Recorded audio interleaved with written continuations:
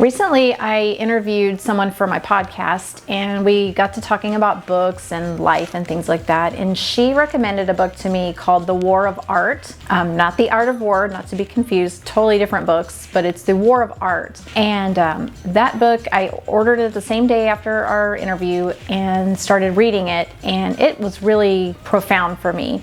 And there were some things that I took out of that book that I wanted to share that might be meaningful for you too. And I would really encourage you to read the book because it's so great. But it really hit home for me because he was talking about the concept of resistance. And I thought that was really interesting, and it made so much sense to me thinking about just the things, when you try to do something new and you meet with this resistance, you convince yourself sometimes that, well, I can't do it maybe because of this or because of this, and all that is resistance. So one of the things that he says in the book, and I'm going to read from this because I want to make sure I say the right thing, but he says that resistance is a repelling force and that it's negative, that its aim is to shove us away, to distract us, to prevent us from doing our work. And I thought that was really compelling. So he talks about this, and it really makes sense, especially he kind of gives examples of things that you may be trying to pursue where you're going to meet a lot of resistance. So any kind of like a diet or an exercise routine,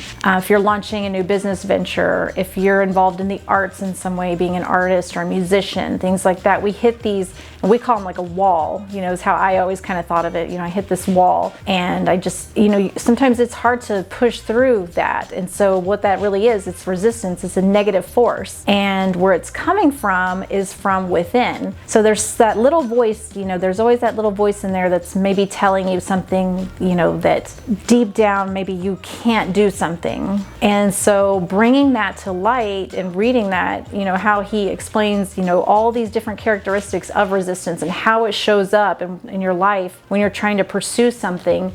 And a lot of times, he talks about it's when you're going from a lower point to a higher point. When you're trying to better yourself, when you're trying to improve yourself, improve your life, that's when you're going to start meeting with this resistance. So it's important to identify that and to figure out how to move through that, to know, what it is, how do I get past that to really achieve the things that I want to achieve. So he also says, the more important a call or action is to our soul's evolution, the more resistance we'll feel toward pursuing it. And I believe that 100%. It's like the harder you try at something that you really want to do, the more resistance you're going to be met with. And I've experienced that myself. Just as an example, with the house flipping business, it was great for a long time and I had a lot of fun doing it. And then things started getting more difficult. Leads were slowing down. Of course, we didn't know COVID was coming at that time, but things were they were changing. And I had this really big dilemma with myself of, is this becoming difficult for me because I'm not supposed to be doing this anymore?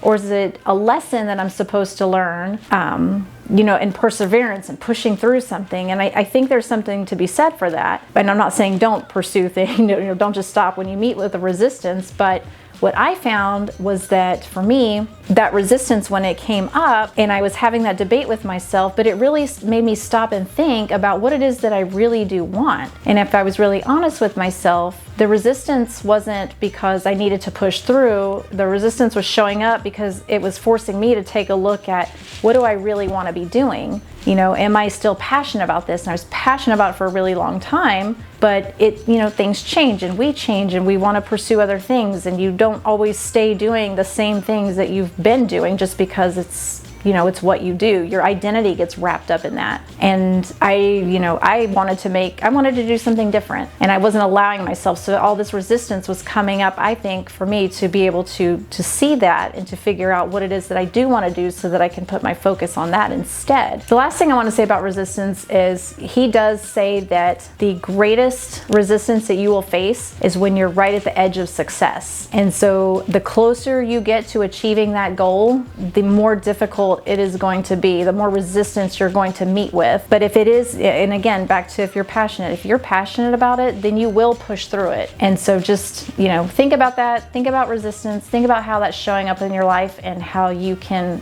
push through it.